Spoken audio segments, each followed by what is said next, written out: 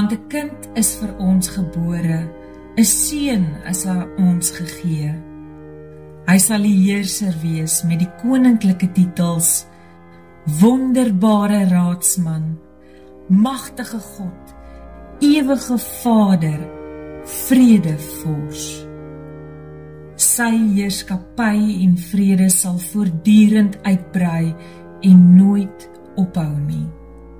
Vanaf die troon waarop sy voorouder Dawid gesit het, sal hy vir altyd regverdig en reg regeer. Die toewyding van die Here, die Almagtige, sal dit waarborg.